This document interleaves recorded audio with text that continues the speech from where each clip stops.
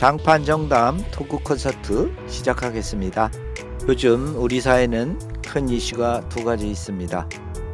한 가지는 의료교육으로 의사단체와 정부의 심겨루기가 이어지고 있고 4.10 총선으로 온 나라가 시끌벅적합니다. 빠른 시일 내에 모든 것들이 원만하게 이루어지길 희망하면서 장판정담 종합편 보따리를 풀어볼까 합니다.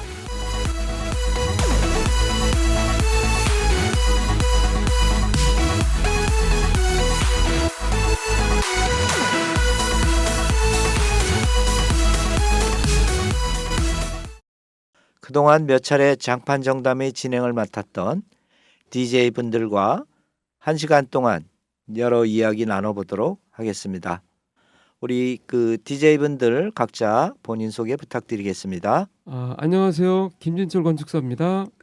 반갑습니다. 디자이너 서동수입니다. 안녕하세요. 휠체어 타는 세무사입니다. 네, 세 분 모두 반갑고요. 오랜만에 이렇게 한꺼번에 뭉쳤네요. 첫 번째로 오늘 김진철 건축사님께 그동안의 근황과 함께 전국을 다니시면서 유니버셜 디자인과 편의시설 점검을 하셨는데 너무 수고하셨다는 말씀 드리면서 전국의 현장을 다니시면서 어떤 생각을 하시게 되었나요? 예, 반갑습니다. 저는 소개받은 대로요. 건축사 사무소를 운영하고 있습니다. 그리고 지체 장애가 있어서 클러치 양쪽에 짚고 다니기도 하고요. 좀 멀리 갈 때는, 그리고 가까이 갈 때는 스틱을 잡고 이동하고 있습니다. 그리고 이제 수원시 장애인 배구협회 회장도 맡고 있고요.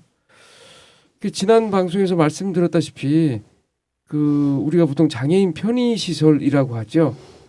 그래서 이제 장애인 편의시설이 보통 BF와 장애인 편의시설 설치 적합성 평가, 이게 크게 두 가지로 나누고 있습니다. 그래서 이제 그런 현황을 보기 위해서 전국을 제주도부터 해서 다녀보고 있습니다. 고생이 많네요. 그러게요. 고생이 많네요. 혹시 베리어 프리하고 유니버셜 디자인에 관련돼서 설명을 좀 해주실 수 있을까요? 예. 유니버셜 디자인은 이제 보편적 디자인이라고 보통 얘기를 하죠. 그래서 보통 분들이 그냥 어린 아이부터 나이 드신 분들까지 전체 그런 분들이 다 편하게 쓸 수 있는 것을 유니버셜 디자인이라고 이렇게 해서 모두들 긍정적으로 생각하시고 그렇게 빨리 세상이 됐으면 하는 바람들을 많이 말씀을 하시고 있고요. BF는 베리어 프리의 약자인데요. 장애물 없는 생활 환경이라 그래가지고 이동 약자, 교통 약자 이런 분들이 좀 편리하게 시설이나 도로나 아니면 그런 교통 수단을 이용할 수 있도록 만든 게 바로 BF입니다. BF는 인증을 거쳐야 되고요. 네. 유니버셜 디자인은 아직 지자체에서는 몇몇 군데만 그게 시행이 되는 것 같은데 지금 우리나라에는 전부 다 전체적으로는 BF의 인증을 받아야 되는 과정이 있기 때문에 BF가 저변에 깔려 있다고 그렇게 말씀드립니다. 그러니까 BF는 물론 법이 이제 보건복지부에서 하는 교통약자법하고 장애인 등 편의증진법하고 그다음에 국토부에서 하는 교통약자법에서 하다 보니까 이제 장애인으로 이제 포커스가 맞춰져 있는데 사실은 BF도 알고 보면 전체에 대한 거죠. 장애인 등이라고 되어 있기 때문에 그렇고 유니버셜 디자인이라는 건 방금처럼 언어대로만 한다면 건축물만 해당되는 거예요. 하다못해 서식도 우리가 쓰고 있는 관광 쓰고 있는 서식도 유니버셜 디자인이 돼야 되거든요. 나이 많은 사람이 조그만 글씨는 잘 안 보이는데 그런 게 이제 어떻게 보면 유니버셜 디자인은 범위가 엄청나게 좀 그렇죠. 크다고 봐요. 광범위하다고 볼 수가 있죠. 네. 그리고 이제 아시겠지만 유니버셜 디자인은 설계 계획 단계부터 이게 적용이 돼야 됩니다. 근데 지금 BF 같은 경우에는 허가 단계, 그러니까 웬만한 도면이 작성이 되고 BF를 고려한 설계가 작성이 되겠지만 그런 좀 후반적인 뒤처리적인 그런 부분이 없지 않아 있죠. 그래서 비용의 문제가 아마 가장 큰 차이점이라고 볼 수 있을 것 같습니다. 베리어풀은 결국은 인증을 받기 위한 거고 유니버셜 디자인은 처음에 기획할 때부터 이제 좀 반영해달라는 그런 개념이 아닐까. 개념이 좀 바뀌고 있는 것 같아요. 저도 그 디자인 단체 디자인 회사를 운영하면서 그 장애인 단체하고 일한 적이 있는데 그때 제가 만들었던 카피가 장애인에게 편하면 모든 이에게 편합니다. 이런 카피를 만들어서 되게 호응이 좋았는데 그것처럼 이제 그 전까지가 이제 베리어 프리 BF 단계였다면 이제 앞으로는 유니버셜 디자인 단계로 넘어가는 그 과도기적인 단계가 아닐까 생각하고요. 제가 여쭤보고 싶은 건 지금 수원시에선 BF나 유니버셜 디자인에 관한 조례가 지금 제정된 게 있나요? BF는 수원시뿐만 아니라 뭐 전국적으로 그 아까 말씀드린 뭐 건축물은 특히 그 지자체나 정부에서 발주하는 그런 건축물은 다 그 적용이 돼야 됩니다. 그래서 BF 인증을 받지 않으면 아마 그 정부나 지자체 보조를 받을 수 없을 정도로 아주 강력한 법이고요. 그리고 이제 민간 쪽에서는 아까 말씀드렸던 편의시설 그 설치 기준 적합성 평가라 그래서 그것도 일정 규정, 일정 그 크기 이상이면 그 평가를 받아야 됩니다.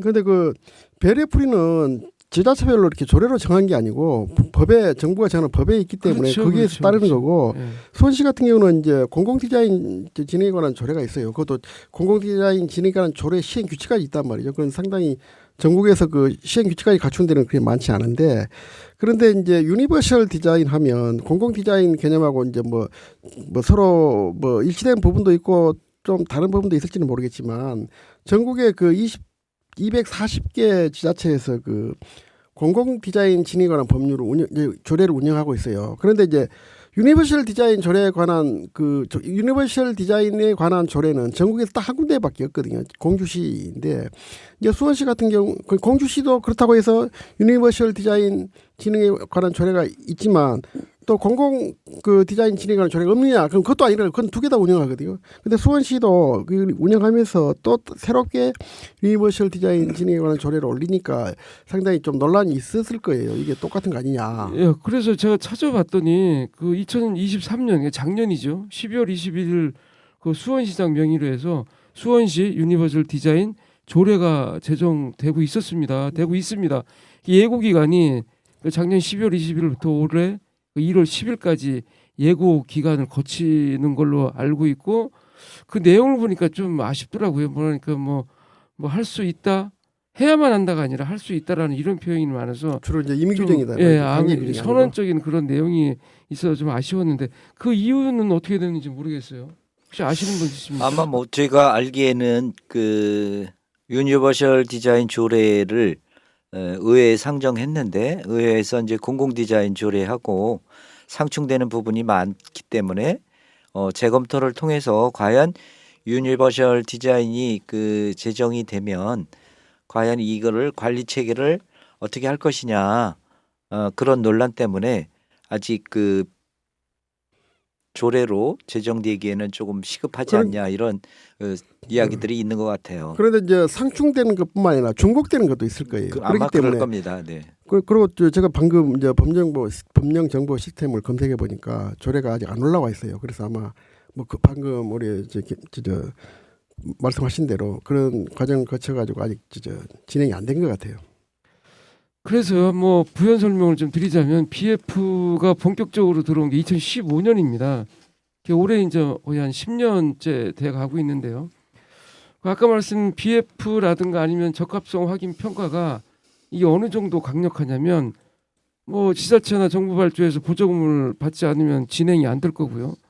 또 하나는 그 민간 부분에서 이건 허가 단계입니다. 허가 단계에서 이걸 지키지 않으면 허가 다음에 진행이 안 되기 때문에 건물을 사용할 수가 없는 지경이죠. 그래서 지금 원활하게 BF 아까 민간에서는 적합성 확인 평가가 지금 원활하게 잘 돌아가고 있는 상황이라고 말씀드릴 수 있습니다. 그러니까 이제 BF는 인증을 해야 되기 때문에 어느 정도 건물이 들어서고 구성이 되고 준공 전에 이제 BF 인증을 해야 되는 게 맞을 것 같고 유니버셜 디자인은 처음에 설계할 때부터 반영해야 되는 것 같고 그래서 정확한 표현이십니다. 예, 좀 차이가 있지 않은가 싶어요. 그래서 제일 중요한 문제는 비용 문제이지 않을까 싶습니다. 그러니까 계획 단계부터 계획 설계 이제 시공 이렇게 나가죠. 근데 계획 단계부터 이 유니버셜 디자인을 적용을 해야 되기 때문에 비용도 비용이지만 많은 시간이 소요됩니다. 그러니까 그 여러 계층의 수요자들의 그런 그 만족도를 갖춰야 되기 때문에 뭐 어느 뭐 일본 얘기 들으면은 뭐 수요 조사하는 데만 10년이 걸렸다 이런 얘기도 많이 있었고요. 그러니까 이거는 그 어떻게 운영하느냐에 따라 다르겠죠. 예 그렇겠지요. 네. 그래서 뭐 어찌됐든 BF든 유니버셜 디자인이든 공공 디자인이든 우리가 그 사후 관리에 관련돼서 한번 되짚어봐야 되지 않나 이런 생각을 좀 해봅니다. 예, 그래요. 그 왜냐면 여러분들이 이동하시면서 늘 그 이의를 제기하시는 것이 우리 장애인 화장실 같은 경우에는 무슨 뭐 그냥 청소도구 그 한 뭐 여러 가지 부분들을 갖다 놓는 창고로 변모가 되고 이런 네. 부분들에 대해서 그 감독기관에서 그런 것들을 좀 철저히 관리해 주었으면 좋겠다는 그리고 생각이 드네요. 이제 전국에는 또 그 무장애 도시 조성에 관한 조례가 또 조례를 많이 운영하고 있거든요.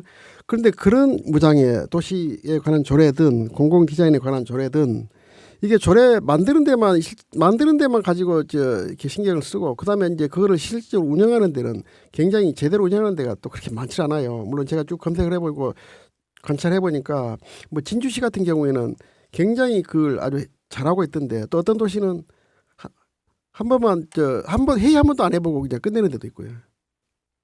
예, 그 그렇구나. 장애인 화장실을 청소 도구 보관실로 쓰는 경우는 요새는 잘 못 본 것 같은데요. 네. 옛날에는 좀 많이 있었습니다. 근데 이제 저는 무슨 말씀을 드리고 싶냐면 왜 저기 그 대변기를 이용하고 이게 일어서면 그러니까 사람이 이동을 하면 그 관감지 센서가 해서 물을 내려주는 그 장치가 바로 관감지식 센서인데요. 센서로 이 사후 관리를 갑니다. 네. 보통 이제 BF 인증을 받고 뭐 5년이나 10년 이렇게 기준이 있는데 그대로 처음에 인증을 내준 대로 잘 이게 유지가 되고 있는지 그 관리하는 게 사후 관리라는 그런 과정이 있습니다. 네. 근데 그 그래서- 자동 관광식 꼭 좋은 것만 아니더라고요. 제가 볼 때는 근데- 불편한 점도 많아요.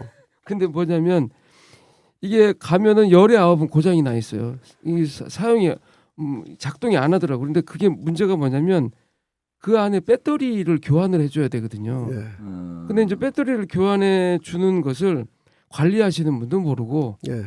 이게 이제 이 안에 배터리가 있는지도 모르시는 예. 분들이 대부분이시더라고요. 그러니까 주로 이제 청소하는 아줌마들한테 교육을 잘 시켜야죠. 어차피 그 화장실은 장애인 화장실은 다 청소하는 아줌마들이 제일 꼭 아줌마라 해서 미안합니다. 남자가 청소할 수도 있는데 그런 개념 인식이 필요해요.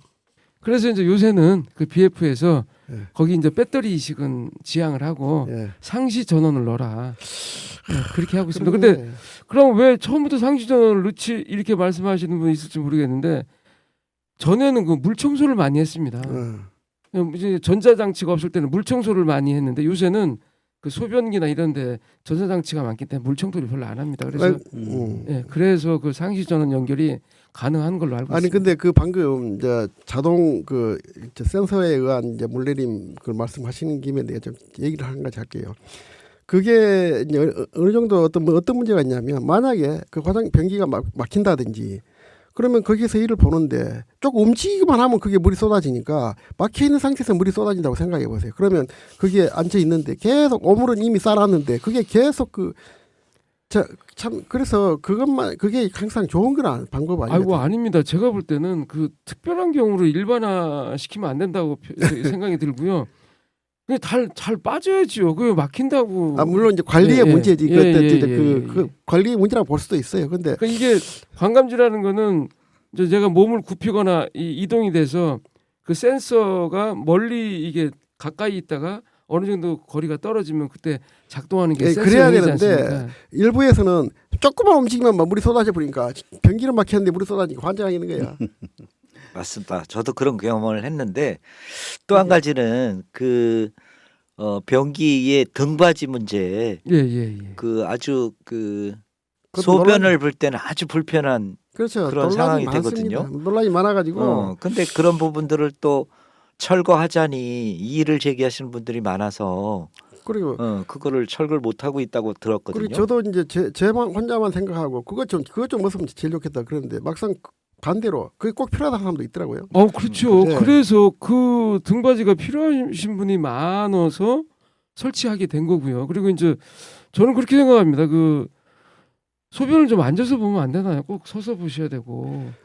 그렇기도 한데 저 같은 경우에 이렇게 한번 일어서서 거기에 앉기가 굉장히 힘들어요. 그렇기 때문에 이제 저도 마찬가지예요. 네, 그래서 그러니까 요즘은 방금 뒤에 등받이도 이렇게 이동식으로 해놓은 데도 이제 생겨나더라고요. 그러니까. 근데 그 아니에요, 이동식이 또 논란을 일으키거든요. 네, 그게 이동식으로 하면 오히려 네. 사용자에 불편하다고 그래서 저는 이동식으로 만들면 다 고정식으로 바꾸라 그럽니다. 그런 것들이 이제 저 같은 경우는 그게 손을 사용하지 그게 못하는 있으면 뚜껑을 못 열기 때문에 그냥 그 뚜껑에다 그냥 그대로 다 싸버려요. 맞아요. 뚜껑이 등받이가 있으면 뚜껑이 없앱니다. 아니요, 뚜껑이 있어도 아니요. 다 있죠. 앉는 그 그럼 저기 뚜껑이 없으면 내가 말하는 그 뚜껑이 아니고 그 히프가 그 닫는 부분이요. 닫는 부분을 이제 그거를 들어 올려야 소변을 보는데 그게 그렇죠. 있으니까 소변을 그 위에다 싸는 수밖에 없어요. 그러니까 조심해서 방향을 잘 바꾸시든지 아니면 앉아서 소변을 보는 방법을 한번 그게 참 하시는 것도. 최대 공약수를 찾아내가지고 좀 이제 합리적으로 개선이 됐으면 좋겠어요. 어떻게 근데 이제 저도 얼마 전까지만 해도 그 고속도로 휴게소나 이런 데 같은데 그러니까 이렇게 장애인 화장실을 사용을 하지 않았어요. 아직까지 필요 없다고 생각했는데 이제 저도 이제 나이를 먹고 이러다 보니까 사실은 아까 말씀하셨던 것처럼 이제 그 민원이 세상을 바꾼다. 이런 것들 때문에 저도 이제 고속도로 휴게소 들어가면 꼭 장애인 화장실에 들어가 보는데 대부분 경우 이제 저 같은 경우도 이제 왜 그 중간에 졸음 쉼터 있잖아요. 네. 그런데 한번 들어갔다가 전혀 들어갈 수 없는 그러니까 경사로도 없고 계단이 높아서 그런 어떤 낭패를 본 적이 있어가지고 그거에 대해서 이제 많이 문제 의식을 가졌는데 요새 돌아다녀 보면 그게 누가 어떤 분이 민원을 제기했는지 네, 잘 돼 많이 있더라고요. 개선됐습니다. 그래서 정말 다행이라고 생각하고 어쨌든 완벽하게 만족스러울 수는 없겠지만 어쨌든 그 좀 의식이 있고 자각하는 그 장애인들이 지속적으로 좀 모니터링을 하고 대안을 제시하면서 조금씩 좋아지게 하는 게 정답이 아닐까라고 생각합니다. 그런데 세상은 우리가 바꿔야 되거든요. 누군가가 민원을 제기했을 거다 그러지 말고 우리 민원을 자꾸 내자고. 저 같은 경우는 일주일에 한 건 목표를 정해놓고 민원을 냅니다.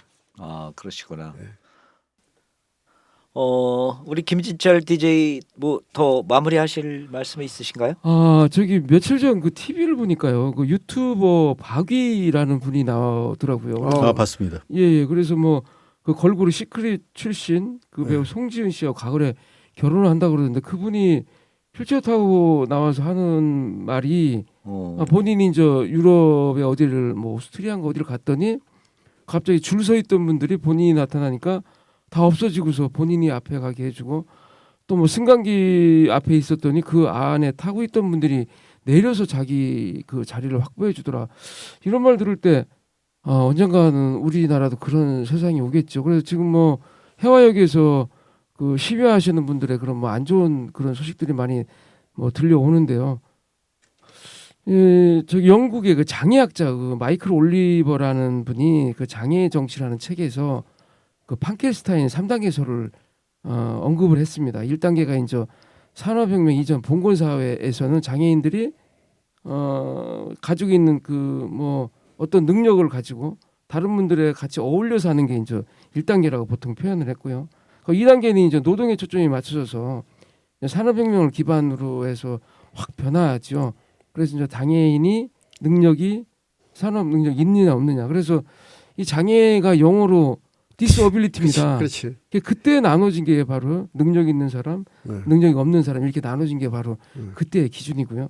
그리고 3단계가 바로 장애인과 비장애인이 통합되는 사회라고 이렇게 나누고 있던데요. 그러니까 제가 볼 때는 미국이 ADA법이 통과된 게 1990년도입니다. 그러니까 벌써 30년 전입니다. 그래서 우리나라도 지금 2단계에서 3단계로 바꿔지는 과정이 아닐까. 어서 좀 바뀌는 그런 분위기가 됐으면 좋겠고요. 전에는 그 BFE 심의나 심사를 하러 가면 우리 여기 건물은 장애인들 별로 안 와요. 우리 아파트는 장애인 입주자 하나도 없어요. 장애인 입주자 필요 없어요. 이렇게 하던 게 요새 솔직히 뭐 그렇게까지 말하시는 분은 없지만 어서 빨리 그 이번 4.1 총선에서도 그런 게 좀 많이 반영이 되고 우리 그 해화역에서 고생하시고 고생한다는 표현이 좀 그렇습니다만 그런 시위가 더 이상 없어지는 그날이 빨리 오기를 정말 고대합니다. 수고하셨고요. 할 말은 많은데 나도 그 덧붙일 말은 많은데 시간 없어서 그냥 그동안 우리 그 김지철 건축사님 전국을 돌아다니면서 많은 애를 쓰셨는데 아무튼 이번 총선에 이러한 부분들을 귀 기울이셔서 정책화했으면 좋겠다는 생각이 듭니다. 시청자 여러분, 지금 쏜 FM 장판 정담을 듣고 계십니다. 다음 질문으로 우리 서동수 디자이너한테 장애인 예술 활동에 관련된 현주소와 미래 전망에 관한 의견을 주시고 현재 현장에서 계신데 후배 당사자분들께 조언을 하신 그런 여러 가지 말씀을 좀 해주시면 감사하겠습니다. 네, 다들 오랜만에 뵈서 너무 반갑습니다. 저도 그 문화예술 쪽 공부를 하고 또 그쪽 비슷한 일을 지금 하고 있지만 사실은 이제 마이너의 마이너라고 할 수 있는 게 그 전체적인 사회 구조상 문화예술인들의 수라든가 문화예술인들의 목소리가 우리 사회에서 아주 작고 그 희미할 수밖에 없습니다. 근데 거기다 또 장애를 가지고 있는 문화예술인이라 그러면 오히려 더한 상황이 되겠죠. 그럼에도 불구하고 이제 드리고 싶은 말씀이 있는 부분은 이제 4.10 총선 때 많은 사람들이 우리가 이제 그 장애인이 정치는 무슨 정치라든가 정치는 다 똑같은 새끼들 싸우는 건데 무슨 그 나하고 아무 상관없는 얘기야라고 하는데 사실은 정치라는 게 저는 사회의 유한한 자원을 어디다 쏟느냐 어떤 거에 집중하느냐의 문제라고 생각하기 때문에 이런 문제가 더 사회적 왜곡이 심화되면 심화될수록 어떤 정치 성향을 갖고 있는 세력들이 집권을 하느냐에 따라 우리 위치가 많이 달라진다고 생각하기 때문에 일단 우리 장애를 갖고 있는 당사자들이나 아니면 시민 일반 사람들이 그 정치에 대한 혐오라든가 정치에 대한 어떤 벽안시를 탈피하고 정치에 대해서 정말 적극적으로 내 일이고 내 그 동네 앞길에 포장을 하는 그런 아주 직접적인 관련이 있는 일이라고 받아들이는 게 제일 중요할 것 같고요. 두 번째로는 제가 직접 지금 이제 장애 당사자로서 회사를 운영하고 있는데 기존에 사실은 그 여기 김현덕 선배님도 계시지만 장애인이 사회생활을 하면서 특히 이제 뭐 문화예술적 기업을 운영하면서 받았던 혜택이랄 게 거의 없어요. 근데 이제 여러 선생님들도 잘 아시겠지만 이제 장애인 기업 우대라는 게 있어가지고 2천만 원 이하 그 수의 계약할 때 여성 기업과 장애인 기업이 좀 우대되는 게 있어서 5천만 원까지 가능하죠. 네네네. 그래서 그 부분에 있어서는 이제 가끔 장애인 기업 그 인증이 좀 힘을 발휘하고는 있지만 사실은 그 미미하다. 김은호 선배도 그 별 혜택 못 받죠. 별로 받은 게 없어요. 그런 것처럼 게다가 이제 지금 한 단계 더 나가서 문화예술인이라고 하면 우리 사회 일반에서도 저는 이제 사실은 통합교육을 그 받았기 때문에 그 장애인 쪽 분들보다는 그 비장애인 분들하고 더 많이 소통을 하고 그들과 애환을 많이 나눴는데 일반 그 문화예술인에 대한 정책이나 지원도 사실 지금 되게 부족하거든요. 그래서 많은 사람들이 그런데 무슨 장애인 문화예술가들이 있긴 있어라고 해서 그냥 가끔 왜 그 보여지는 거로서 여러분들 잘 아는 뭐 우리들의 블루스인가 거기에 나왔던 그 자폐 스펙트럼 화가라든가 이런 부분들이 그냥 이벤트로서 보여지는 거지 예술로서나 직업으로서 장애를 가지고 예술 활동하는 사람들이 너무 극소수였기 때문에 사실은 이슈 자체가 되지 못했어요. 그래서 궁금한 게 있었습니다. 여쭤보려고 그랬는데 그 장애인 당사자가 체육 활동이라든가 아니면 문화예술 활동을 통해서 일자리를 연계할 수 있는지 뭐 그런 것들이 있나요? 뭐 제도적으로 보장되는 게 있나요? 네, 뭐 잘 아시다시피 작년 연말에 장애인 예술진흥법 이제 통과가 돼가지고 어느 정도 이제 그 뭐랄까 그 사회적인 그 이슈나 사회적인 그 문제로서 대두되기는 이제 시작했습니다. 근데 이제 사실 그 내용을 들여다보면 뭐 선생님들도 잘 알다시피 그 고용촉진공단의 장애인 고용 그 총진법에 의해서 장애인 의무 고용제가 있잖아요. 예, 예. 그 부분을 약간 변칙적으로 운용하자라는 측면이거든요. 제가 예. 보기엔 그런 뜻인데 다른 선생님들 보시기엔 어때요? 제가 좀 보충 설명을 드리자면 그 장애 예술인 고용 지원 제도라고 그래서 장애 예술인임을 증명할 수 있는 등록 시스템이 필요하고 장애 예술인 고용 업무를 관장하는 공적 조직이 필요하고 장애 예술인 고용에 대한 한국 장애인 고용공단의 전향적인 자세가 필요하지 않나 이렇게 생각이 됩니다. 또한 기업 ESG 평가에 장애인 예술에 관한 항목이 포함돼서 장애 예술의 산업화가 이루어져야 되지 않나 이렇게 생각이 되면서 지금 우리 그 서동수 디자이너가 말씀하셨다시피 장애 예술 지원법이 곧 그 예술 활동을 하는 장애 당사자가 기업에 취업을 해서 일자리로 연계되는 사업이 지금 이제 시작이 되고 있는데 그런 것들이 정착이 된다고 하면 아마도 많은 장애 당사자들이 일자리를 얻지 않을까 이렇게 생각이 됩니다. 그래서 제가 아까 뭐 이렇게 좀 말씀드리기 되게 조심스러운 면이 없지 않아 있는데 이제 우리가 미래 사회를 생각한다면 노동의 가치는 점점 줄어듭니다. 알다시피 지금 AI라든가 자동화 영역으로 많은 부분에 단순 노동이나 반복 노동이 넘어가고 있기 때문에 그 이후에 그러면 우리가 수입 무엇으로 돈을 벌 것인가? 그러니까 예를 들어서 뭐 코딩을 하는 몇몇이라든가 소프트웨어를 다루는 몇몇 사람들 이외에는 사실은 단순 노동이라는 개념이 사라질 시대를 앞으로 곧 살 거거든요. 그래서 이제 기본소득이라는 개념이 생겼고 저는 기본소득에 대해서 상당히 공감하는 측면이거든요. 그러니까 이 사회의 구성원이라는 그 자체만 가지고도 이 사람은 우리 사회를 존엄성을 가지고 살아갈 가치가 있다. 여기서 전제를 하는 건데 그렇죠.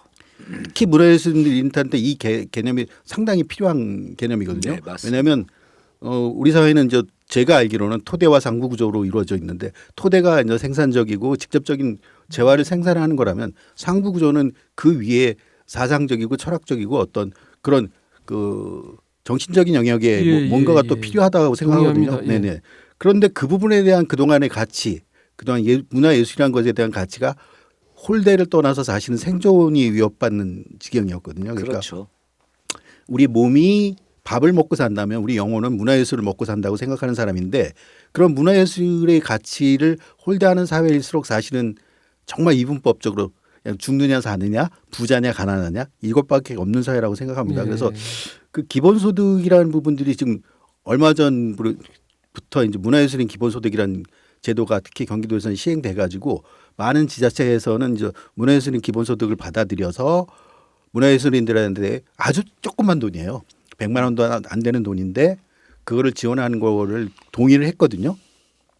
네가 꼭 눈에 보이는 뭔가를 해서 눈에 보이는 무슨 성과를 해서가 아니라 네가 이 일을 하고 있는 것만 갖고도 네 가치는 있다라는 아주 중요한 출발이라고 생각하는데 유감스럽게 수원은 안 되는 데 중에 하나예요. 그래요? 모르셨죠? 네. 네, 그 이유가 뭘까요? 그래서 제가 이게 되게 조심스러운 건데 음.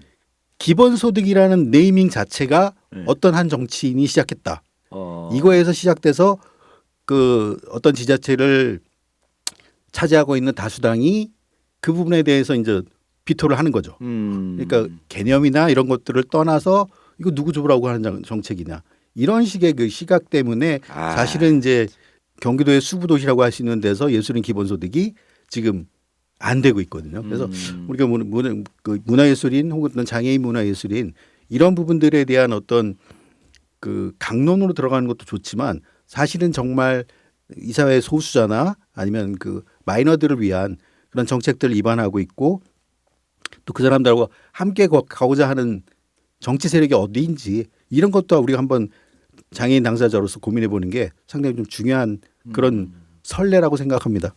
그런 정치적인 현상은 참 이 그런 문제뿐만 아니라 우리 사회 곳곳에서 이제 독버섯처럼 늘어나고 있는데 그것도 개선이 돼야 되겠고 그다음에 이 문화예술이라는 게 인류의 인간이 문화예술을 추구하는 그런 의도는 우리가 인류 역사가 시작될 때부터 시작된 거 아니겠습니까? 그러니까 그런 것에 대한 가치를 좀 더 깊이 한번 평가해 봤으면 좋겠어요. 그래서 보면 지금 이제 그 장애 예술 활동을 많이 하고 있는 그런 거로 추측이 되는데 그러한 분들이 그 일자리하고 연계될 수 있는 그런 공공 조직이 좀 필요하지 않나 이렇게 제안을 좀 드리고 싶고 그것이 활성화된다고 하면 아마도 그 장애 당사자들이 그 일하는 그런 양질의 일자리가 되지 않나 또한 자기 특기나 취미 활동으로서의 연계해서 일자리가 확보되는 그런 정책으로 보는데 그러한 것들이 이제 더 많이 누구나 그런 부분에 취미와 특기가 있다고 하면 도전할 수 있는 그런 발판이 되었으면 좋겠다는 생각이 듭니다. 조봉현 세무사님은 장애 예술에 관련돼서 혹시 뭐 궁금하신 사항이 있을까요? 따로 준비를 못했는데 제가 아마도- 방송 들어오기 전에 네. 마침 그 수원 화단에서 장애인을 가지고 활동하시는 선배님한테 아, 네. 그러니까 그 당사자로서 뭐 여러 그 DJ 선배님도 아시다시피 저는 이제 예술 활동을 하고 있지는 않고 제가 이제 그 잘 모르는 사람들이 서화백 하고 하는 건 제가 이제 취미로 펜화를 그리는데 그걸 가지고 이제 수원화성 펜화를 몇 번 지역사회 분들한테 나눠진들이 뒤로 그렇게 부르는 분들이 있는데 유감스럽게도 저는 이제 예술가 지위는 갖고 있지 못하고 사실은 이제 대학 때 전공을 서영화를 했기 때문에 그 놓지 못하는 거죠. 자기가 이제 예. 제일 좋아하는 게 아직도 그림인 건 맞는데 그래서 그 선배님한테 여쭤봤어요. 실질적으로 지금 형님이 생각하시고 받고 있는 그 장애인 문화예술인들이 누리는 혜택이 어떤 거가 있냐라고 여쭤봤는데 되게 의외였는데 일반 그 문화예술인들에 비해서 장애인 문화예술인들이 지원이 훨씬 세대. 그러니까 네. 그러니까 일반 물론 희소성이겠지. 예, 희소성도 예. 문제겠는데 개인한테 1,000만 원까지 전시 지원금이 지급이 가능하대요. 단체는 2,000만 원까지인데 그게 그 비장애 예술가 같은 경우 수원에 많이 받아야 400 정도. 그러니까 액수로 치면 훨씬 혜택이 있다라는 건데 근데 그 부분에 있어서 이제 되게 중요한 거 아까 우리 김 선생님이 말씀하셨던 BF하고 관련된 건데 예, 예. 대신 그에 이제 그 뭐야 페이퍼 작업이 엄청나대. 아. 근데 그거를 할 수 있는 연령이 되고 그러니까 연배가 좀 있으신데 장애를 가지고 있는 작가들은 한 번 해보고 다 만세를 부른다는 거지. 뭐 일단 어디 가입해야 되고 뭐 인증서 받아야 되고 예, 그걸 예, 통해서만 예. 또 카드를 만들고 또 이런 부분들이 사실은 이제 장애인 정보 그 접근성의 문제까지도 되는 거죠. 그러니까 좀 복합적인 것 같아요. 아무리 좋은 정책을 만들어도 강론에 들어가서 그걸 또 실제적인 그 당사자들한테 혜택을 주기 위해서는 또 어떤 그 지원 조직이 있다거나 이런 식의 어떤 보관들을 갖지 않으면 그 형님이 그러더라고요. 한 번은 받았는데 두 번 받기는 싫다. 그 정도로 이제 저보다 선배님이니까 60대 정도 되셨던 작가님인데 그게 이렇게 힘들다고 얘기하시더라고요. 그래서 그러면 아까 그 전시 지원금 그러면 전시회 하는데 이제 어떤 실비 지원입니까 아니면 장애를 위해서 어떻게 소득이 어느 정도 조금은 됩니까? 예를 들어 그러니까 전시 지원금을 1,000만 원을 받으면 네. 거기 전시 한번 열려면 비용이 뭐 어느 정도 들어가나요? 그러니까 이제 많은 분들이 생각하는 게 네. 사실은 그 작가들이 뭘 먹고 사느냐라고 생각했을 때 예. 작가들이 전시를 개인전을 하려면 최소한 아무리 그 다작인 작가도 1년 정도는 투자를 해야 되거든요. 근데 1년 정도를 투자해서 그림을 팔아봤자 특히 대한민국에서 몇 개 안 팔려요. 예, 예. 뭐 한 우리나라 팔아봤자 1,000만 원 조금 넘게 팔리면 그래도 대단히 성공한 사람이거든요. 아니 그런 비용보다도 전시관 대관을 한다든지 뭐 이런 비용들. 그런 그 말씀 같이 드리는 건데 그러니까 전시 지원금이라는 명목이 사실은 전시관 대관과 작품 작업비도 작업비 포함되네. 그렇죠. 예. 그다음에 이제 뭐 그 카다록이라든가 이런 거 네. 만드는 비용 이런 건데 그 기본소득에도 가까워져야 된다는 생각이 드는 거예요. 그러니까 제 말이 이제 그 말씀 드리려고 한 건데 1,000만 원 준다 해도 그냥 거기에 운영비 그 전시 대관하고 그다음에 카다로그 만들고 그런 비용으로 실비 변상식으로 끝나버린다면 별 큰 도움이 되지 않겠느냐. 뭔가 좀 그렇죠. 그건 말씀인데 그거 전에 그것도 없었다고 생각해 보세요. 그럼 기회 자체가 없었잖아요. 예. 그러니까 저도 뭐 이렇게 100% 만족은 없겠지만 어쨌든 시작을 했다. 하다마다 네. 이제 실비 지원이라도 좀 그럼요. 있으면 좋겠다. 많이 도움이 됩니다. 예. 예. 그래서 보면 우리 이제 그 장애인 기업에서 생산하는 제품이나 이런 그 무형의 제품들도 그 정부에서 뭐 그 우선 구매 제도라는 게 있잖아요. 그래서 그 장애 예술 관련도 공공기관에서는 2% 정도의 작품을 1년에 의무적으로 공연 또는 구매를 해야 되는 거로 제도가 그렇게 만들어졌습니다. 그 제가 방금 생각나는 건데요. 보통 보면 이제 공공기관에서 여성 기업이라든가 장애인 기업의 구매 실적이 뭐 몇 프로 이상 구매하면 그 의무화를 정하고 있거든요. 그런데 민간에서는 이제 그런 게 없단 말이에요. 사실 민간은 영역이 훨씬 많은데 대기업 같을 때 그 제 생각해내는 게 장애인 예술품을 구매하거나 그랬을 때 세금을 혜택 주는 그거 이제 제대로 만들었으면 좋겠다는 생각이 들어요. 아니 장애인 예술뿐만 아니라 모든 예술품은 세금 혜택이 있습니다. 아니 그것보다도 그게 이제 그 단순히 이제 세금 혜택이 따로 있는 건 아니고 거기에 구매를 했을 때 구매 비용이 어느 정도 인정되는데 그거 말고 직접적인 세제 혜택을 줄 것 같으면 그것이 왜냐하면 국가는 직접 혜택을 주는 것이 아니고 그냥 점수로만 해가지고 미달하면 이제 기관 평가하는데 이제 조금 불이익을 주기도 하는데 그 민간 영역에서는 그냥 자율에 맡기기 때문에 그런 것이 좀 부족한데. 그래서 이제 보완적으로 나온 그 제도가 어떤 거냐면 장애인이 만든 작품이나 어떤 무형의 제품이라고 하더라도 민간 기업에서 그 100인 이상 사업장의 경우 그런 그 제품이나 그런 무형의 그 창작물들을 구매하면 기업이 내야 될 그 과태료 부분을 상계시켜주는 제도가 있습니다. 그러니까 뭐 기업이 내야 하는 과태료라는 게 이제 장애인 고용부담금을 말씀하시는 거예요. 네네네 맞습니다. 그러니까 이제 고용부담금은 이제 그렇게 하는데 고용부담금은 꼭 그뿐만이 아니라 이제 뭐 다른 영역에서도 되는데 직접적인 도움을 주면 혜택을 주면 좀 더 개선이 되지 않을까 그런 작품 장애인들의 어떤 그 예술 활동이 좀 더 활성화되지 않을까 이런 생각이 갑자기 들어서 그 부분을 한번 제가 한번 개최를 한번 해보려고요. 저도 다시 그리 그려야 되나? 그쪽은 알 것 같은데. 한번 도전해 보시죠. 아무튼 이번 그 4.10 총선 앞두고 문화예술인 쪽이나 이런 쪽에서는 기대가 크고요. 특히 또 장애 갖고 있는 사람 입장에서는 이런 어떤 기본적인 기본 소득이라든가 아니면 배리어 프리라든가 아니면 유니버설 디자인 이런 마인드에 가까운 사람들 이런 마인드가 있는 사람들이 좀 가능한 책임과 역할들을 맡아서 이 사회를 이끌어갔으면 하는 바람을 갖고 있습니다. 그러니까 그 총선에 나온 사람들한테 그런 이미지를 주고 그런 걸 공약에 개발하고 앞으로 되면 그 반영해달라 하는 노력도 중요하지만 우리끼리도 이 입법 제안서를 한번 만들어가지고 한번 내보기도 하고 그런 것도 어떨까 생각이 듭니다. 네, 좋은 생각이십니다. 예, 좋습니다. 네.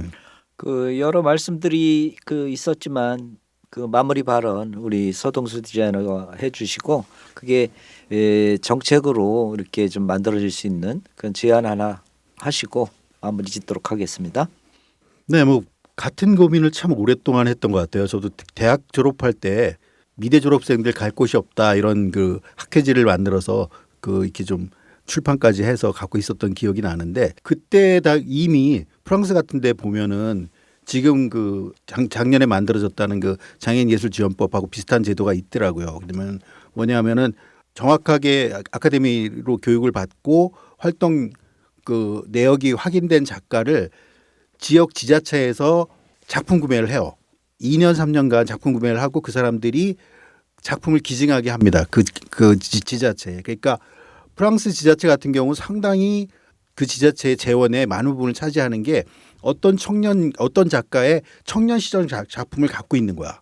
그걸 복도에 걸고 이랬다가 이제 걔들이 엄청난 세계적인 작가가 되잖아요. 그러면 정말 제대로 된 투자죠. 예. 이것처럼 우리나라도 이제 지금 늦었지만 장애인 그 예술가들을 지원하고 그 예술가들의 작품이나 창작의 결과물들을 어딘가 작품 많이 필요하잖아요. 복도에도 그렇죠. 그냥 네네. 뭐 카피 걸어놓는 것보다 오리지널 걸어놓는 게 훨씬 그렇죠. 좋고 이러니까 이런 식으로 좀 40년 가까이 늦었지만 시작하게 됐다는 건 상당히 의미가 있다는 생각은 듭니다. 그런데 이제 단순히 말 그대로 이제 유니버셜 마인드 차원에서 장애인들의 예술만이 아니라 그 비장애인들 예술가나 지역 문화인들도 같은 혜택을 누릴 수 있게 그런 사회가 오길 바라고요. 그런 것들도 만약에 어떤 분들인지 그 여의도에 입성하시게 된다면 문화예술이라는 부분들이 이 사회의 어떤 잉여의 부분이 아니라 우리 그 미래 사회에서 가장 중요한 크리에이티브 창의력이라든가 인간의 영혼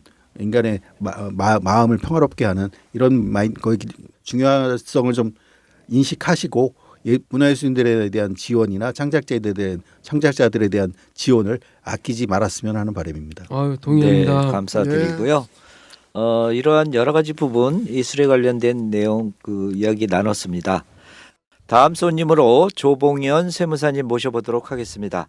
안녕하세요. 안녕하세요. 예, 요즘 무척 바쁘시던데. 예, 뭐 세무사로 벌어먹고 살라니까 지금 한참 바쁠 때입니다. 네, 본업에 충실하시랴, 전국의 편의시설 이동권에 관한 내용 검토하시랴 늘 바쁘신데 오늘은 그 우리 장애인들의 이동권에 관련돼서 뭐 수원의 KTX 관련 내용에 대해서 말씀하실 게 있다고 들었습니다.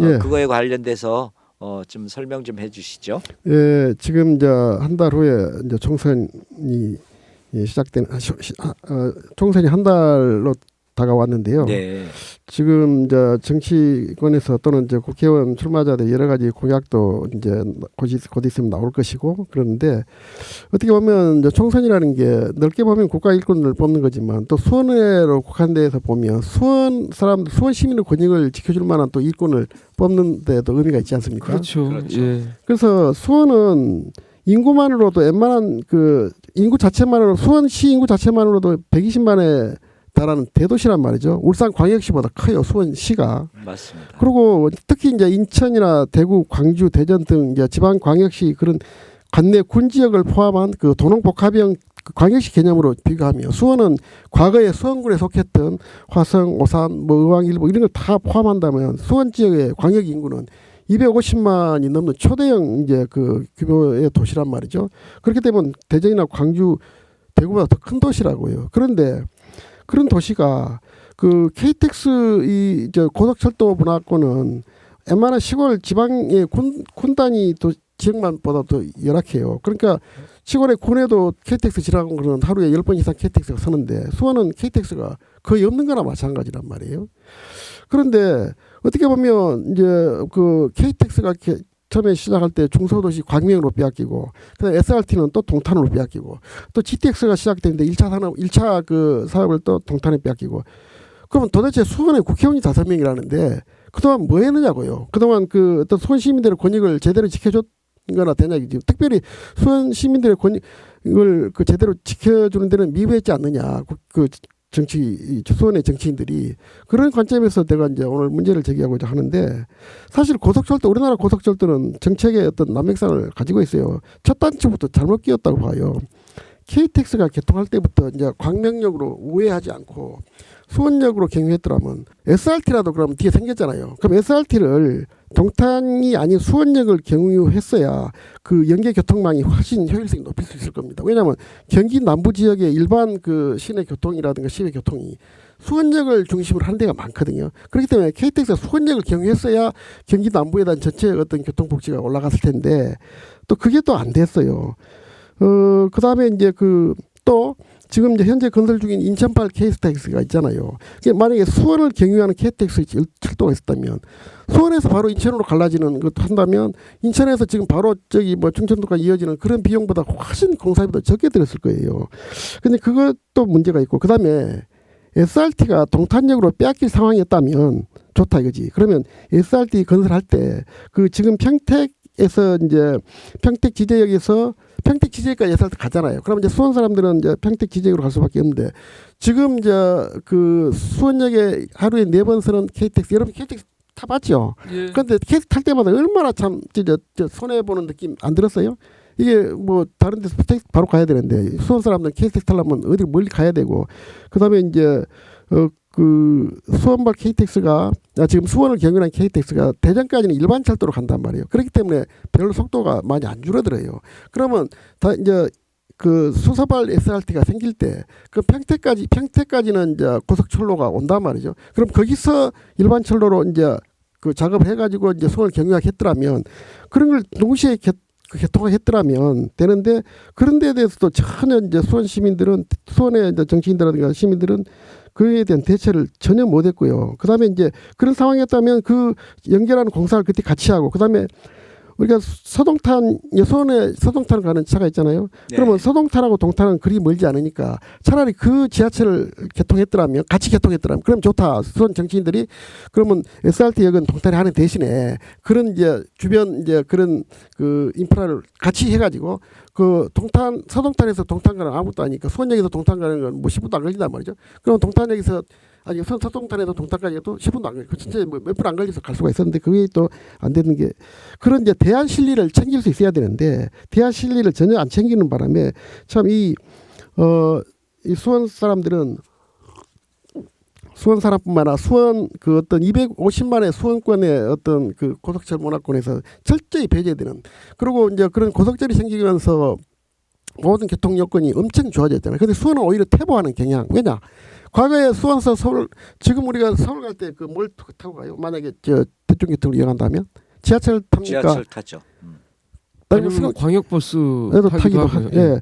그런데 그 저 지하철 그러면 일반 철도는 안 타나요? 왜냐면 수원역에서 서울까지 지하철 1시간 걸리거든요. 예. 근데 일반 철도는 30분밖에 안 걸리거든요. 무궁화가 훨씬 빠릅니다. 무궁화 샤마로 예. 훨씬 빠르잖아요. 예. 그런데 그 KTX가 개통이 되면서 많은 그 노선들이 그쪽으로 뺏겨버렸기 때문에 그 철도가 확 들어 그 일반 철도 이용할 기회마저도 확 들어버렸거든요. 수원 사람들은.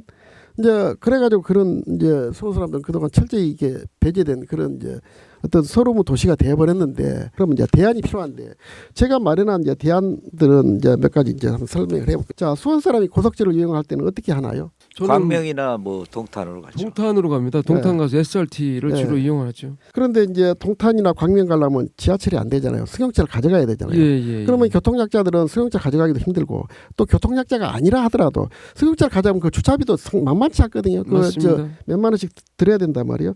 그러면 수원에서 고속철도를 이용하기 위해서는 이제 동탄역이나 광명역, 그다음 평택 지제역으로 가야 되는데 지하철과 연결되는 역은 평택 지제역이 유일하거든요. 그런데 평택 지제역으로 가서 그래야 이제 지하철 접근성이 개선되는데 또 평택 지제역은 지하철 급행이 안 서요. 그럼 수원에서 경유하는 지하철이 평택 지제역에서 급행이 서면 그 급행을 타고 가서라도 빨리 할 수가 있는데 급행이 안 서니까 또 그 급행 시간을 피해서 타야 되니까 일반 지하철만 이용해야 되니까 접근성이 아주 떨어진단 말이죠. 그렇지 안 맞으면 고속철 이용의 어떤 실익이 현저히 떨어진단 말이에요. 아니 평택 지제역에 그 급행 서게 하는 건 아무것도 아니란 말이죠. 아마 수원 유력한 정치인이 코레일에 한마디만 해도 될 거예요. 여보 수원 시장님 잘하시는 분들 있어요? 그 시장님한테 가서 한번 얘기하시라고. 그렇게 해서 그렇게 해야 되고 이거는 순전히 수원 시민에만 피해를 보기 때문에 수원시장이나 수원의 이제 정치인들이 해결해야 할 문제인데 그래서 이제 그런 노력이 이제 필요할 것 같고 두 번째 우리가 이제 동탄역이나 강명역으로 가신다고 하는데 거기 바로 가는 버스가 없어요.